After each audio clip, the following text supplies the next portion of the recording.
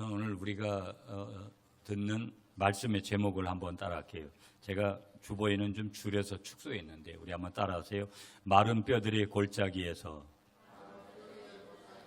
일어나는 새 생명. 네, 일어나는 새 생명을 제가 줄였어요. 그러니까 마른 뼈들의 골짜기에서, 이게 지금 여러분이 오늘 성경을 보시면 아주 형편없는 그곳에서 일어나는 새 생명의 역사는 오직 한 분이 아시는 거예요. 그분이 예수 그리스도고, 그분이 하나님이시고, 그분의 성부, 성자, 성령이신 삼위일체라는 것을 여러분 믿음으로 가지고 오늘 말씀을 경청하시는 여러분들이 되시기를 축복합니다.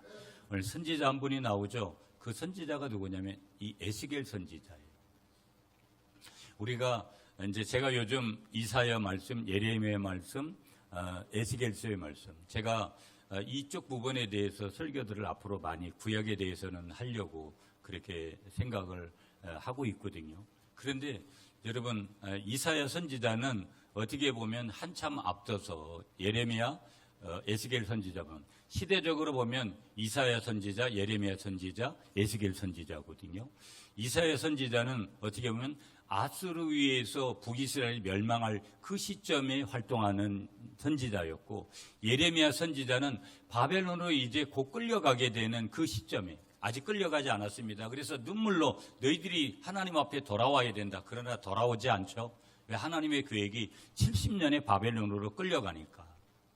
그 이후에 이제 바벨론으로 끌려가서의 그 이후에 시간들 속에 이제 또 선지자 한 사람이 활동하는데, 그분이 바로 이제 에스겔 선지자인 거예요. 어떻게 보면 바벨론 포로기의 선지자죠.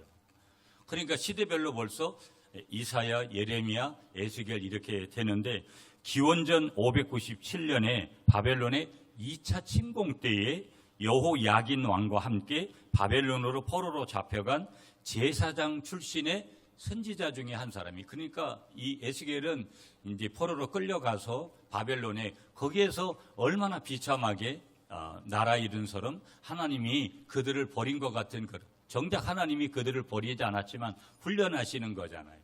우리가 고난 속에 있어도 하나님 나를 버리셨다고 그렇게 생각할 때가 있지만, 하나님은 절대 그런 분이 아니라는 것을 우리에게 이 에스겔 선지자를 통해서도 이제 말씀해 주시는 거죠.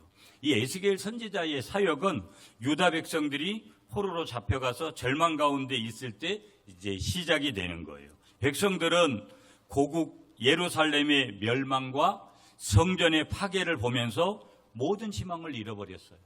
하나님이 어찌 보면 우리를 버리셨구나. 그리고 우리는 이제 끝났구나. 희망을 잃어버리고 자신들의 민족적인 정체성이라든지 하나님의 언약마저도 끝났다고 그렇게 생각하는 거예요. 하나님 우리를 버렸다. 우리가 지금도 살아가면서 여러분, 세상이 화려하지만 많은 사람들이 부자로 살고 다양한 음식을 먹고 다양한 우리가 문화생활을 즐기지만, 그런데도 정작 여러분 마음이 힘들어서 그렇게 살아가는 사람들이 오늘 이 시대는 훨씬 더 많은 거예요. 좋은 음식도 필요 없는 거고 좋은 구경거리도 나에게는 별로 그렇게 흥미가 크게 없는 거예요.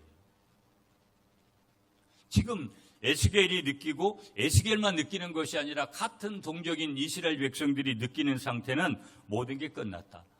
하나님도 우리를 버렸고 우리 스스로도 어떤 능력이 전혀 전의를 상실했다라는 그런 마음의 상태를 가지고 있는 거예요. 그러면 대부분의 사람들은 포기하는 인생의 결단을 하는 거예요.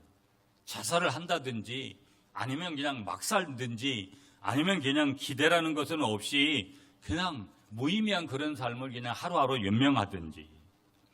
여러분 11절을 한번 보실까요? 11절 오늘 본문을 안 읽었는데 11절 우리 중요하기 때문에 여러분이 읽어주세요. 11절 시작.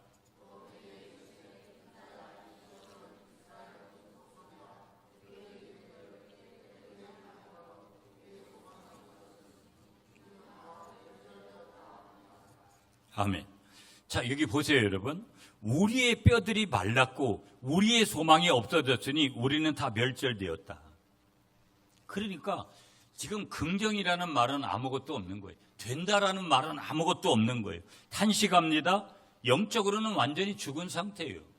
하나님하고 무슨 관계가 정상적으로 되겠어요? 기도가 되겠어요? 찬양이 되겠어요? 예배를 드려도 어떤 의미에서는 그 속에서 하나님의 그 임재와 이런 것들을 느낄 수가 없는 거고 느껴지지도 않는 거죠. 절망이에요. 이런 절망 속에서 하나님께서는 에스겔에게 환상을 보여주시는 거예요. 오늘 본문에. 마른 뼈들이 가득한 골짜기의 환상인데 이스라엘 백성들의 영적인 상태, 즉 소망도 생명도 없는 절망적인 현실을 상징적으로 이 에스겔 선지자를 통해서 알게 하시는 거예요. 여러분 2절에 우리가 한번 봐야 되는데 2절 말씀 다시 저와 여러분이 읽습니다. 시작. 나를 그 뼈 사방으로 지나가게 하시기로 본즉 그 골짜기 지면에 뼈가 심이 많고 아주 말랐더라. 뼈가 심이 많고 아주 말랐더라. 이건 뭘 상징하는 거예요? 아예 생명력이 완전 거의 죽음 직전에 있고 아예 살아날 회생할 수 있는 그런 기회라는 것은 전혀 보이지 않는다. 뼈가 심이 많고 아주 말랐더라. 우리 인생이 뼈가 심이 많고 아주 말랐다. 신앙생활에도 별 의미가 없고 하나님은 너무 나하고는 거리가 먼 분으로 여겨지고 인생에서 뭐 먹는 거나 즐기는 거나 모든 것들이 다 싫어지고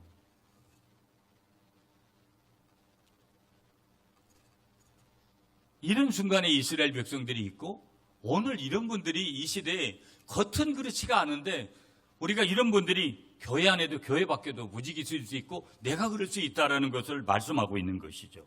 그런데 에스겔을 통해서 하나님이 주시는 이 환상은 단순한 비극의 재확인을 시켜주는 것이 아니라 하나님의 놀라운 회복, 이게 복음이죠. 하나님의 놀라운 생명을 주시는 능력에 대한 강력한 메시지를 담고 있는 거예요. 여러분, 오늘 우리가 이 에스겔 골짜기의 마른 뼈들로 끝나서 뼈가 심이 많고 아주 말랐더라.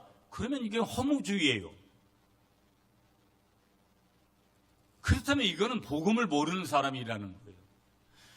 아무것도 회생할 수 없는 세상 사람들은 아무것도 여기서는 기대할 것이 없다라고 해도 예수 믿는 사람들은 무엇을 붙들어야 된다? 복음을 붙들고 예수님을 바라보고 십자가를 바라보고 하나님을 바라보고 하나님께서 일으키시는 미라클, 기적의 현장을 기대하는 그 사람이 믿음이고 믿음의 사람인 줄 믿습니다. 그걸 말씀하고자 하는 거예요. 마른 뼈만 집중하면 그건 복음이 아니고 믿음도 아니고 신앙도 아니에요. 다 절망이죠. 끝난 거죠. 그러나 그 에스겔 골짜기에 마른 뼈들이 많지만 아주 말랐지만 그 뼈들에게 생기를 다시 주님께서 이 에스겔 선지자에게 대언토로 가셔서 그 생기가 들어갈 때 거기에서 생명과 소망과 절망이 새롭게 희망으로 바뀌는 놀라운 역사가 있는 줄 믿습니다. 하나님께서는 마른 뼈들에게 생명을 불어넣으시는 전능하신 분인 줄 믿습니다. 그분의 말씀과 성령을 통해 죽은 자도 다시 살리실 수 있음을 우리에게 보여주시는 줄 믿습니다. 이스라엘에게 새 언약의 희망과 미래를 약속해 주시는 줄 믿습니다. 그래서 여러분 오늘 본문은요, 하나님의 주권적인 능력이 어떤 것이냐, 나는 보잘것없고 별 볼 일 없지만 나의 하나님 아버지의 주권적인 능력과 언약에 대한, 하나님은 한 번 약속하시면 절대 그 언약을 배반하지 않고 약속을 배반하지 않고 그 약속에 대해서 신실하심을 극명하게 드러내는 중요한 예언의 말씀이 오늘 본문이더라는 거예요. 어느덧 여러분 6월이 중순이 됐어요. 한참 이제 더워지잖아요. 올여름을 또 어떻게 날까? 그래도 다행인 것은 이상 기후지만 아침 저녁으로는 굉장히 날씨가 서늘하고 그래서 훨씬 낫잖아요. 계속해서 밤낮으로 열대야가 되고 그러면 얼마나 힘들어요.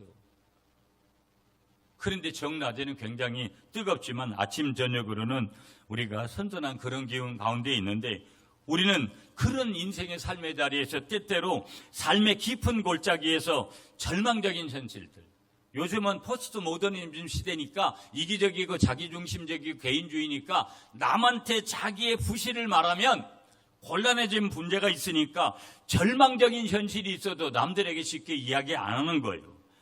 그런데 중요한 것은 그런 절망적인 현실하고 우리 자신이 마주할 때가 얼마나 많은지 모른다라는 거.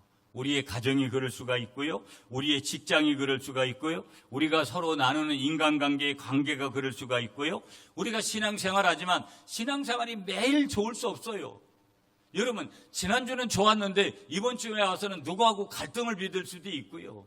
사람의 관계이기 때문에 그런 영적인 삶 속에서도 도저히 회복될 수 없는 것 같은 마른 뼈와 같은 상황을 우리가 경험하더라는 거예요. 물론 그렇게 안 하면 좋지만 그런 걸 경험해요.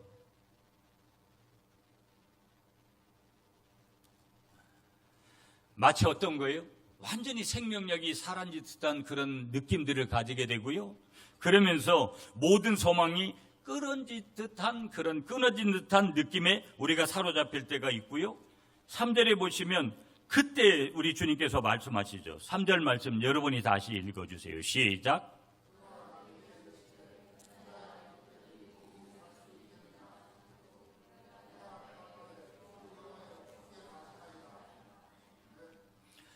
우리가 여러분 생명력이 완전히 사라진 듯하고 모든 소망이 끊어진 듯한 느낌에 사로잡힐 때가 있는 거예요. 왜 이렇게 일이 꼬이고 재미가 없고 뭐가 흥미가 없고 행복감이 사라지고, 그때 우리는 이 뼈들이 능히 살 수 있겠느냐라는 하나님의 질문이 우리에게 온다면 에스겔처럼 주 여호와여 주께서 아시나이다 라고 고백할 수밖에 없는 무기력을 느낄 때가 있더라는 거예요.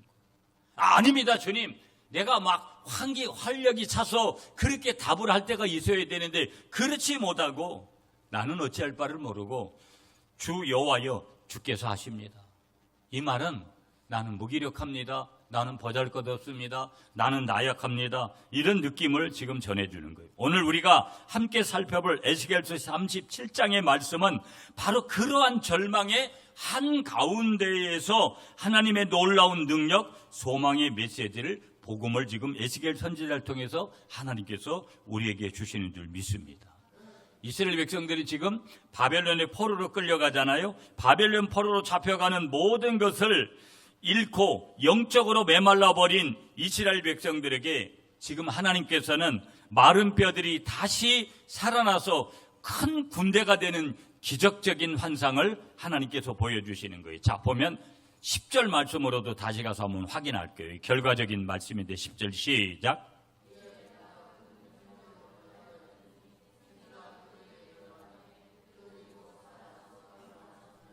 아멘. 극히 큰 군대가 되더라. 아멘이시죠. 고난을 잘 넘기면, 어려움과 환난을 잘 넘기면 하나님이 이와 같은 것을 준비하시는 하나님이다.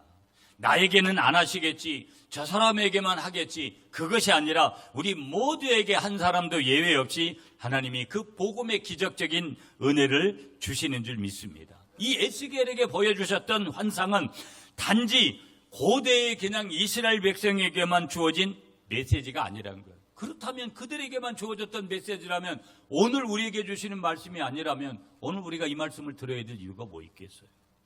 오늘 우리에게도 주시는 말씀인데, 오늘날 우리의 삶 속에서 마른 뼈와 같이 죽어버린 듯한, 아니 죽고 싶은 그런 심정이 들어드는 그런 영역이 있다면 이 말씀은 우리에게도 동일하게 하나님께서 회복을 주시고 하나님께서 새 생명의 능력을 약속해 주시는 줄 믿습니다.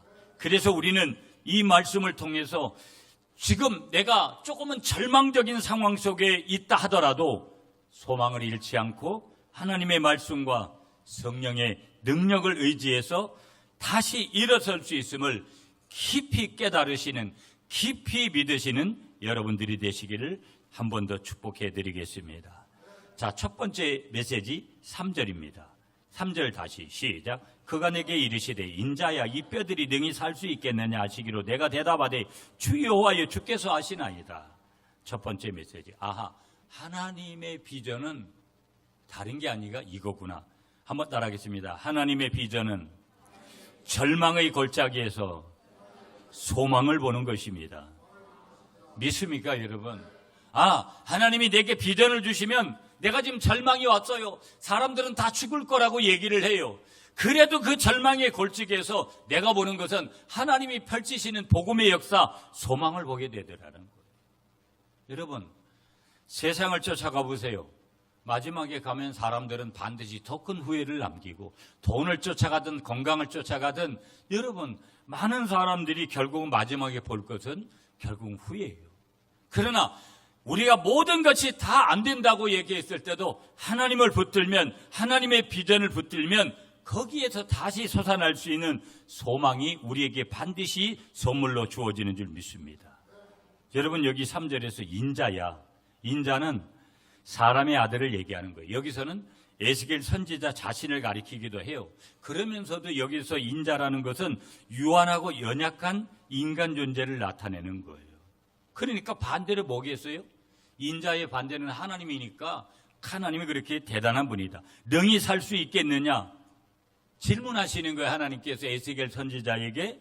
에스겔에게 인간적인 관점에서 불가능을 인식하라는 거예요. 너희들이 이 마른 뼈, 에스겔 골짜기의 마른 뼈들에게 생기를 우리가 줄 수도 없고 그렇게 만들 수도 없는 거지만 하나님의 위대한 하나님의 능력만이 이 상황을 바꿀 수 있다는 것을 에스겔 선지자와 이스라엘 백성들에게 깨달으라는 거예요. 오늘도 똑같아요. 세상적인 방법으로 살아가지 말고 하나님의 방법 단순하게 살라는 거죠. 막 세상적인 방법은 복잡해요. 하나님의 방법은 단순해요. 하나님이 서라고 하면 서고 하나님이 죽으라면 죽어야 돼요. 하나님이 살려주셔야 되는 거고 하나님이 모든 일을 다 이루셔야 된다는 거, 하나님이 방향을 바꾸셔야 된다는 거, 그 일은 하나님이 간섭하지 않으면 안 된다는 거. 제가 우리 교인들 중에서도 여러분 이래 보면 전혀 하나님의 방법이 아닌 방법으로 여러분 뭐 사업을 한다든지 뭐 어떤 그런 것을 하는 걸 보면 가슴이 아파요. 예배도 없어요. 여러분 하나님을 살아있는 하나님으로 인식하는 그런 존재 하나도 없어요. 그냥 인간적인 방법으로 모든 걸 동원해서 그렇게 하다가 안 될 때는 엄청난 그런 벽에 봉착할 수밖에 없는 거죠. 물론 그때도 회개하고 돌아올 수 있지만 그럼에도 불구하고 지금이 중요하다라는 거, 깨달음이 중요한 줄 믿습니다. 그때 여기 뭐라고 얘기하냐면 에스겔 선지자가 죽게 아시나이다. 에스겔이 인간의 한계를 인정하는 거예요. 그리고 모든 것을 아시는 하나님의 지혜와 능력에 전적으로 의탁하는 것을 지금 보여주는 거예요. 예, 이 구절은 하나님의 질문과 에스겔의 대답을 통해 인간의 무력함이 어떤 거냐, 하나님의 전능하심이 어떤 거냐, 그것을 대조적으로 보여주는 거예요. 이 뼈들이 능히 살 수 있겠느냐라는 질문은 단순한 질문이 아니에요. 상황의 절망성, 인간의 관점에서 불가능성을 강조하는 거예요. 네가 아무리 발버둥을 쳐봐라, 네 능력으로는 절대 될 수가 없어. 이걸 가르쳐 주면서 동시에 어떤 해결책을 주시는 것이냐, 하나님의 개입과 능력에 대한 기대를 암시하는 거예요. 너는 그렇게 할 수 없지만 내가 너에게 개입하면 반드시 그 문제를 풀 수 있는 거야. 그때 에스겔의 대답이 뭐예요? 주 여호와여 주께서 아시나이다. 겸손한 순종이고 믿음의 표현을 얘기하는 거고요. 모든 해결책이 오직 하나님께 있음을 고백하는 신앙적인 태도예요. 이게 중요해요. 하나님께서 늘 요구하시는 마음은 이 고백의 마음이에요. 주님, 나는 늘 부족합니다. 주님의 은혜 없이는 살 수 없습니다. 주님이 도와주시지 않으면 살 수 없습니다. 이 고백을 하시는 여러분들이 되시기를 간절히 축복합니다. 이 구절은 우리에게 절망적인 현실 앞에서 인간적인 판단과 능력을 내려놓으라는 거죠. 오직 하나님의 전능하심을 신뢰해야 된다는 거고요. 마른 뼈들은 생명이 전혀 없는 상태를 의미하는 거라는 거 이미 말씀했어요. 이는 우리의 영적인 메마름의 상태, 소망이 없는 상황, 관계의 단절 혹은 도저히 회복될 수 없는 것 같은 문제들을 상징해 주는 거예요. 오늘로 해석하면 하나님께서는 우리가 그러한 절망의 깊이, 우리의 무력감을 인정할 때, 주님 나는 부족합니다, 주님 나는 지금 이런 상태에 있습니다, 그것을 인정할 때 비로소 그분의 위대한 역사를 그때부터 시작하는 거예요. 그때 바르게 예배하고 그때 바르게 기도하고 그때 하나님의 말씀 속에 있으면 하나님이 이미 역사를 시작하셨기 때문에 우리에게 어떤 일이 벌어지는 거예요? 놀라운 회복의 역사가 일어나게 되는 거예요. 우리의 주께서 아시나이다 라고 하는 이 에스겔의 고백은 우리의 고백인데, 문제의 해결이 우리의 지혜나 힘에 있지 않고 오직 모든 것을 주관하시고 모든 것을 가능케 하시는 하나님께 달려있음을 인정하는 겸손한 믿음의 선포라는 거예요. 이 고백을 통해 우리는 절망의 골짜기에서도 하나님 안에서 새로운 소망을 발견하게 되는 줄 믿습니다. 그래서 이 말씀을 우리의 삶에 조금 하나 적용해 보면, 우리의 삶에서 해결할 수 없는 문제들, 소망이 보이지 않는 상황에 직면했을 때 낙심하거나 포기하지 말라라는 거. 그렇게 하기보다는 에스겔처럼 주 여호와여 주께서 아시나이다 라고 고백하면서 모든 것을 어떻게 해야 된다? 하나님 앞에 맡겨야 될 줄 믿습니다. 인간적인 노력이라는 것이 한계에 우리가 다다랐을 때 기도로 하나님의 도우심을 간구하고 그분의 뜻과 방법에 겸손히 순종하겠다라는 믿음의 자세를 가져야 되고요. 우리가 할 수 없는 일도 하나님은 능히 할 수 있다라는 것을 믿고 우리의 시선을 문제에서 하나님께로 돌리는 그런 영적인 연습을 저와 여러분들이 해야 될 줄 믿습니다. 예레미야 32장 7절에 말씀 주세요. 나는 여호와요 모든 육체의 하나님이라 내게 능치 못할 일이 있겠느냐. 한번 따라하세요. 하나님에게는 능치 못할 일이 없습니다.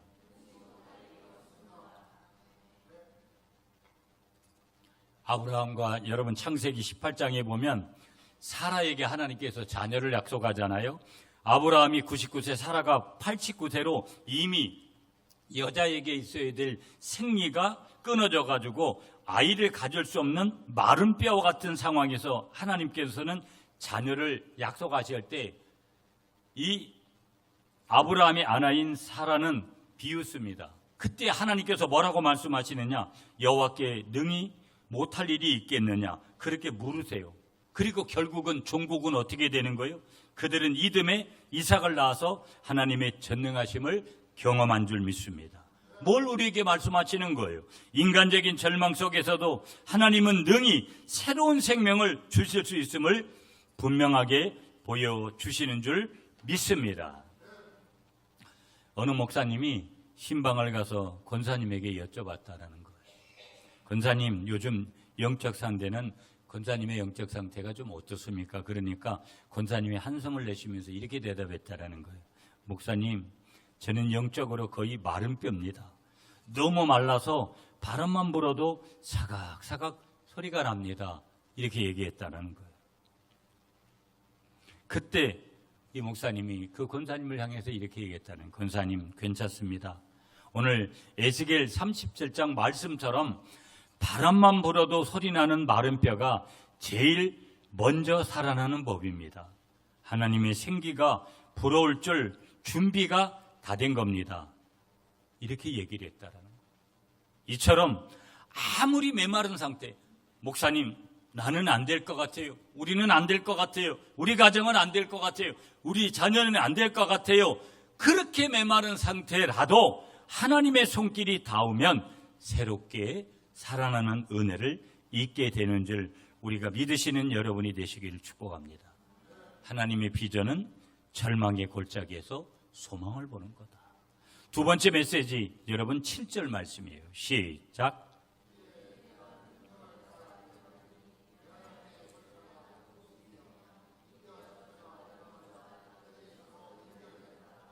아멘. 한번 따라하겠습니다. 하나님의 말씀은 죽은 것을 살리는 능력입니다. 믿습니까? 여기 대언이라는 단어가 나와요. 대언하니. 에스겔이 자신의 생각이 아니라 하나님의 명령을 4절에서 하나님의 명령을 받아서 그대로 선포했다라는 거예요. 하나님의 말씀이 단순한 인간의 말이 아니라 능력을 가진 신적 계시라는 것을 보여주는 현장이 7절이에요. 소리가 나고 움직이며 에스겔의 대언 즉시 물리적인 현상, 하나님의 말씀이 선포될 때 생명의 역사가 일어났다라는 것을 말씀하는 거예요. 뼈들이 여러분이 보시는 대로 이 뼈 저 뼈가 들어가자 뼈들이 서로 어떻게 되더라? 연결되더라. 가까이 오다. 오늘은 연결되다 이런 뜻이 있는 거예요. 이스라엘에 분열된 12지파가 다시 하나로 뭉쳐지는 것도 암시하고 있지만 하나님의 말씀 앞에서 무질서했던 것이 안 됐던 것이 질서 있게 되는 것으로 바뀌어지는 역사가 뼈들이 서로 연결되는 귀한 역사를 통해서 주어지게 되는 줄 믿으시는 여러분들이 되시기를 간절히 축복합니다. 아멘이시죠? 아멘이시죠? 자, 칼 바르트는 유명한 신학을 하는 사람들에게는 중요한 인물이에요. 바르트는 이 구절을 통해 하나님의 말씀은 결코 공허하게 돌아오지 않으며 언제나 선포된 목적을 이루는 역동적인 힘이라고 강조를 해요. 하나님의 말씀은 절대 공허하게 돌아오지 않는다. 언제든지 하나님의 말씀이 바르게 선포됐다면 역동적인 힘이 있는 줄 믿으시는 여러분이 되시기를 축복합니다. 하나님의 말씀이 지닌 창조적인 능력과 생명력을 강조하는 거고요. 에스겔이 인간의 눈으로 보기에 불가능한 그런 상황에서 하나님의 명령에 따라 그렇게 대언을 지금 했는데 죽어있던 마른 뼈들이 어떻게 됐다라는 거예요? 소리를 내고 움직이면서 서로 연결되는 뭐가 일어난 거예요? 기적이 일어난 줄 믿습니다. 이는 하나님의 말씀이 선포될 때 뭘 우리에게 가르쳐 주는 거예요? 아무리 메마르고 죽어버린 상황이라 할지라도 질서가 잡히고 회복의 역사가 시작됨을 보여주는 거예요. 여러분, 오늘 교회가 뭐로 하나 될까요? 장로교회 예배의 중심이 뭐예요? 하나님의 말씀 설교인 것이 왜 중요하냐? 이 말씀을 따라 성도들이 하나가 질서 있게 움직이면 그때 하나가 되는 거예요. 기질도 달라, 스타일도 달라, 은사도 달라, 열정도 다른 사람들이 하나님의 말씀에 동일하게 움직일 때 동일한 역사가 일어나는 거예요. 여러분, 제가 늘 말씀드리지만 저희 교회는 아직도 갈 길이 참 먼 교회예요. 제가 여러 곳에서 여러분한테 여러분을 무시해서 그런 얘기를 드리는 거 아니고, 그러면 저는 완벽해진 목회자이기 때문에 여러분에게 그런 얘기 아니고, 저 역시 동일하게 여러분하고 똑같이 저도 그렇게 빚어가야 되고, 그리고 이 땅에 그렇게 완성되어 있는 영화에 담겨 있는 교회와 교인은 없다라는 거 분명히. 우리 모두가 다 어떤 질서에서 그렇게 어떤 기준으로 교회가 만들어져 갈 거냐? 하나님의 말씀이라는 것을 우리에게 분명하게 주시는 줄 믿고요. 그 말씀을 따라갈 때 기적이 일어나는 줄 믿습니다. 회복의 역사가 시작되는 줄 믿습니다. 그래서 우리의 믿음은 하나님의 말씀의 능력에 대한 확신을 받고 있어야 된다. 성경을 읽어야 되잖아요. 성경을 먹어야 되잖아요. 성경을 펼치지를 않는데, 오늘날 성도들의 문제가 뭐예요? 성경을 펼치질 않는데, 일주일 내내 그냥 저 위에 놔놨다가 또 주일이 되면 겨우 그거 꺼내가지고 왔다 또 그 주일날 가서 던져버리고, 그 아무리 대단한 능력을 가진 하나님의 말씀이라도 거기에서 무슨 능력이 나오겠어요? 말씀이 없는데 매일 핑계는 뭐예요? 먹고 사는 것 때문에. 저도 바쁘다, 여러분도 바쁘다. 우리가 말씀을 듣고 순종하여 선포할 때 그 말씀이 우리의 삶과 공동체 그리고 세상의 생명의 역사를 일으킬 줄 믿습니다. 제가 이번에 지난 주간에 우리 기독교 청년합회 임원 수련회를 영덕으로 갔어요. 목요일날. 권사님 한 분이, 우리 교회 이제 몇 분 중에서도 예심 전도 거기 수료하신 분도 있잖아요. 돈도 많이 냈어. 그때 20몇만 원씩이잖아요. 제가 오늘 아침에 보니까 그 수료증도 있더라고요. 우리 교회에서 그 전도에 이렇게 매달 모임하는 이런 것들을 해달래요. 저는 무조건 공감했어요. 아니, 전도하는 일인데 거기다 돈을 써야 되고 거기에 집중해야지. 여러분, 우리를 보세요. 전도 안 해요. 전도 안 한다니까. 전도를 하지 않아요. 그러니까 이 빈자리 사실은 얼마 되지도 않는데 빈자리가 채워지지 않는 이유가 뭔지 아세요? 전도하지 않는 교회에 하나님이 역사한 예가 없어요. 왜 적은 교회가 적은 교회로 끝나느냐? 전도를 안 하는 거예요. 여러분, 우리가 이 식구들이 전도해 보세요. 다른 거 뭐 다음 세대가 중요하다, 뭐 작은 교회 봉사하고 뭐 선교하고 다 좋아요. 그런 거 안 하고 우리가 매일 전도만 한다고 생각해 보세요. 적어도 한 달에 한 번은 안 되더라도 반년에 한 명씩은 다 전도했다고 하면 이미 여러분 1년 안에 이 자리는 그냥 무조건 차게끔 돼 있어요. 근데 이 단순한 인간의 원리가 적용이 안 돼. 23년이 돼도 전도 한 명을 못 해. 여러분 뒤돌아서 한번 여러분 자신들을 한번 깊이 한번 뒤돌아보세요. 뭐 때문에 삽니까? 하나님이 우리에게 주시는 사명은요, 영혼 구원하라고 보냈는데도 여전히 그렇게 살지를 않아요. 아멘을 크게 안 하시는구나. 예. 아멘이세요? 별로 뭐 느낌이 없어요. 그게 현주소예요. 그냥 들려도 찔려오는 마음이 없고, 내가 그렇게 살라고 그냥 그렇게 살다가 그렇게 가려고 하는 그런 사람들이 무지기수라는 거예요. 깨어나시는 여러분이 되시기를 축복합니다.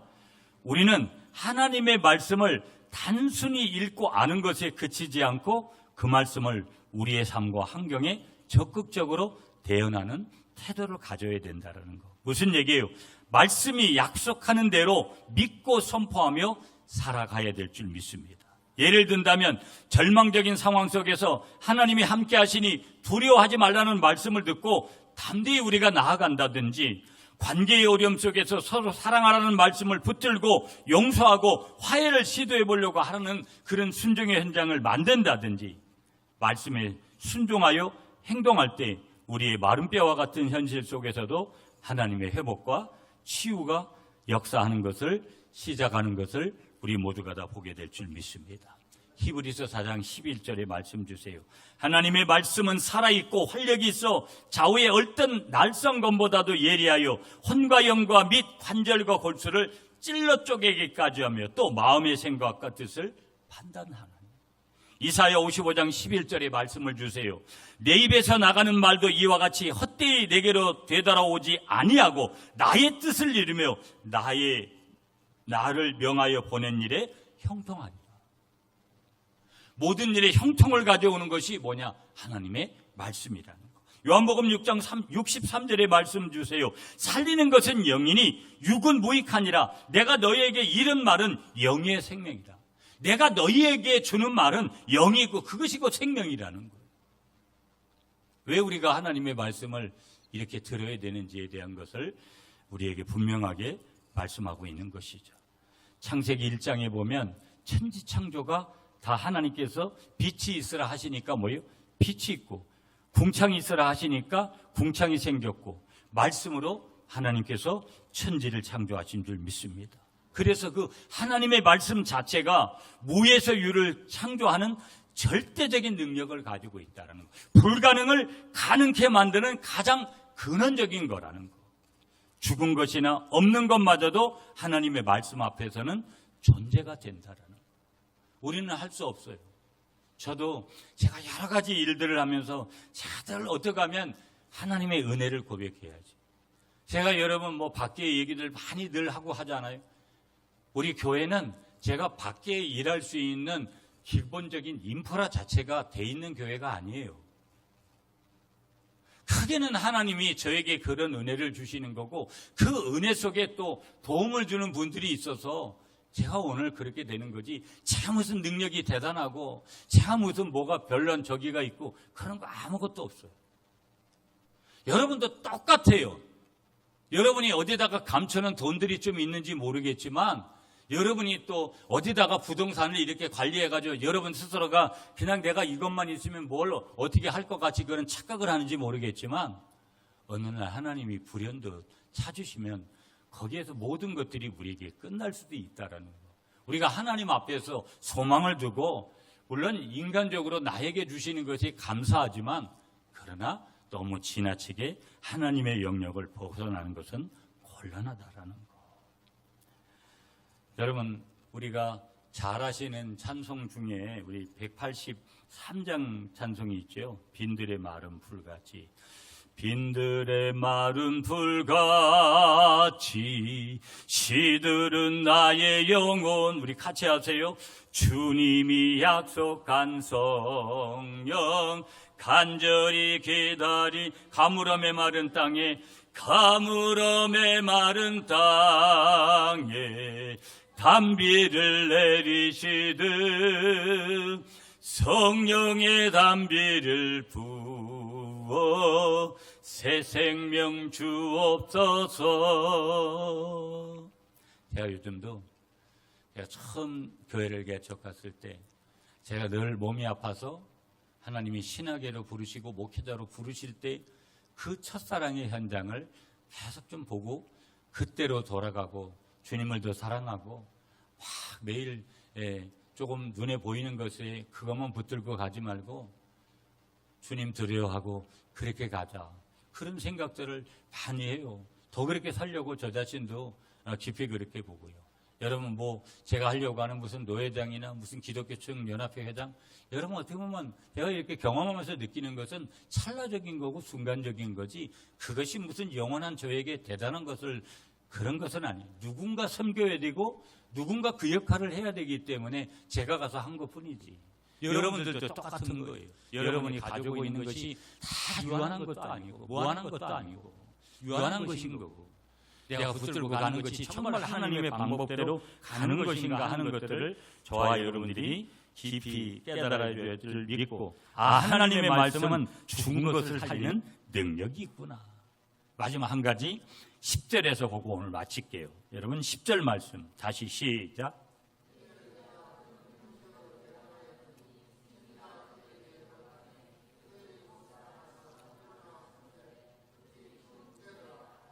아멘. 한번 따라서요. 하나님의 영은 생명을 불어넣는 능력이 있습니다. 여러분 참 저도 이 설교를 준비하면서도 이게 참 은혜가 되고 다시 뭔가를 해야 된다라는 제 남은 우리 교회 목회 10년도 정말 최선을 다해야지라는 그런 생각들이 오는 것은 말씀에서 오더라고요. 말씀을 준비하면서도 저에게 얼마나 힘이 되는지 몰라요. 하나님의 영은 생명을 불어넣는 능력이구나. 여러분 여기 생기라는 단어를 말씀해요. 히브리어 신학교 다닐 때 여러분 생기 여기서 늘 공부했죠. 르하우라는 단어 히브리어. 그 단어가 뭐냐면 바람, 숨, 영이라는 뜻이었어요. 우리의 성령은 바람같이 오세요. 어떤 때는 언어로도 말씀하세요. 어떤 때는 이렇게 숨결로 오시기도 하고요. 어떤 때는 불로도 임하시는 거예요. 그 단어가 뭐냐면 생기가 루하의예요. 신적인 하나님이 일으켜주는 초자연 능력. 인간이 이런 능력 없어요. 못 일으켜요. 구약에서 루하의는 창조, 생명, 능력 이런 거하고 관련이 있는 거죠. 들어가매, 오다 들어가다, 내재하는 것을 얘기하는 거예요. 저와 여러분들에게 이런 생명이 생기가 들어와야 되죠. 그러면 놀라운 일이 벌어지는 거예요. 어떤 마른뼈 같은 사람도 살아나서 일어서는데 생기가 들어가서 결과적으로 뭐예요? 죽었던 뼈들이 진정한 생명을 얻고 단순히 살아나는 것을 넘어서 일어서서 능동적인 존재가 되는 거예요. 그걸 지금 10절에서 결론적인 그런 말씀과 같은 그런 내용을 지금 주시는 그런 내용으로 우리가 볼 수 있는 거예요. 그러면서 여기 중요한 단어, 극히 큰 군대더라. 군대, 힘, 능력, 힘이 매우 이런 의미가 가진 거예요. 단순히 생존하는 거 아니고 뭐예요? 하나님의 목적을 위해서 사용될 강력하고 아주 강력한 조직화된 공동체로서의 회복을 얘기하는 거예요. 교회가요, 이런 생기가 들어오면 여러분 교회 안이 달라지는 거예요. 맥없이 비실비실거리고 아까도 말씀드렸지만 영혼구원이나 이런 거에 관심 없고 매일 부귀영화에 대한 관심이 있는 성도들의 삶이 이런 생기가 들어오면 바뀌는 거예요. 그런 한 사람 한 사람이 모여지면 교회가 은혜가 되는 거고 누가 와도 이 교회는 은혜스럽구나 하는 것들을 느끼는 거예요. 그런데 매일 비실비실거리고 이런 생기 없이 살아가니까 내가 무슨 뭐 배운 거 가지고 내가 경험한 거 가지고 여러분 요즘은 네이버 가든지 여러분 여러 AI한테 가서 묻든지 여러분 그러면 다 거기서 거기에요. 여러분 뭐 영어 못하고 외국어 못해도 요즘은요 번역기 기능들이 너무 좋아가지고 굳이 그런 문제 가지고 힘들어. 예전에는 영어가 얼마나 영어 하기를 그렇게 갈망했어요. 지금은 그럴 필요 없다라는 거. 뭐가 중요한 거예요? 하나님의 생기가 중요한 줄 믿으시는 여러분들이 되시기를 간절히 축복합니다. 빌리 그레엄 목사님은요, 인간의 노력과 조직만으로는 영적 각성을 이룰 수가 없다. 오직 성령의 강력한 임재만이 죽은 영혼을 살리고 교회를 부흥시킬 수 있다 강조하는 거예요. 제가 여러분 요즘 새벽을 보면 우리 어떤 집사님 한 분이, 젊은 집사님이 와서 막 방언으로 기도하고 막 오랫동안 기도해요. 제가 한날 그런 얘기 했잖아요. 얼마나 교회가 기도를 안 하면 저런 사람을 보내가지고, 여러분 뭐 저도 이렇게 기도를 이렇게 많이 못해요. 이것저것 준비해놓고 저도 뭐 가야 되니까 오늘도 대회 행사가 2개나 있어가지고, 근데 제가 여러분한테 묻고 싶어요. 그렇게 기도 안 하고도 살 수 있습니까? 나는 너무 놀라워요. 다른 교회는 이야기할 필요가 없어요. 일주일에 한 번이라도 나와서 엎드려야 되고 하나님을 찾아야 되는 거 아닙니까? 참, 이게 어디까지 갈까? 어디까지 갈까? 너무 가슴이 떨리고, 이게 너무 가슴 아픈 거예요. 이건 예수 안 믿는 거예요. 이건 예수 안 믿는 거라고요. 예수 믿는 게 아니에요. 다른 게 뭐가 그렇게 중요해요? 말씀과 기도가 먼저 서야지. 교회가 기도가 없는데 뭘 하려고요? 너무 가슴이 아프고요. 제가 요즘 이제 어제도 여름 성경학교 야동부 교사 강습회 갔는데, 우리 교회가 23년 만에 아동부가 이제 없잖아요. 제가 이런 교회가 될 줄은 진짜 전혀 예상을 못 했거든요. 얼마나 그 아이들을 보면 부럽고 한지요.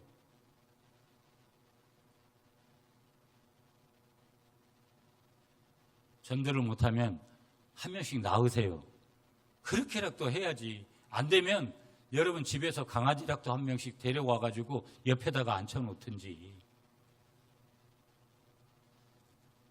여러 마음들이 저에게 찾아와요.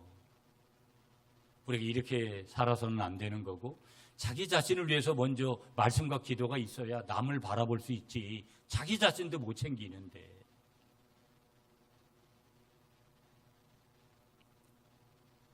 우리는 성령의 임재와 역사를 사모하며 기도로 강구해야 될 줄 믿습니다. 개인적인 경건 생활을 통해서 성령님과의 교제를 깊이 하고 예배와 기도를 통해 성령 충만을 구해야 될 줄 믿습니다. 우리가 무기력하고 메마른 영적 상태를 성령님께 아뢰고 그분이 우리의 삶에 생기와 능력을 보러 넣어주시도록 기도해야 될 줄 믿습니다. 그러면서 성령께서 주시는 은사와 능력을 사용해서 교회를 섬기고 세상 속에서 하나님의 사랑과 정의를 실천하는 일에 적극적으로 참여하는 저와 여러분이 되어야 될 줄 믿습니다. 사도행전 1장 8절에 오직 성령이 너희에게 임하시면 너희가 권능을 받고 예루살렘과 온 유대와 사마리아와 땅끝까지 이르러 내 증인이 되리라 하시니라. 말씀을 맺을게요, 여러분. 오늘 에스겔 골짜기에 그 마른 뼈들이 마른 뼈로 그대로 있으면 여러분 무슨 소망이 있겠어요? 우리가 막 힘들고 어렵고 괴롭고 아파하는 그런 일들이 모든 것이 거기서 여러분 끝나버리는 것이라면 무슨 의미가 있겠어요? 예수 믿는 게 무슨 의미가 있겠어요? 목사님은 기도하라 하고 말씀 읽으라 하고 전도해야 된다고 하지만 그 말씀이 들려오겠어요?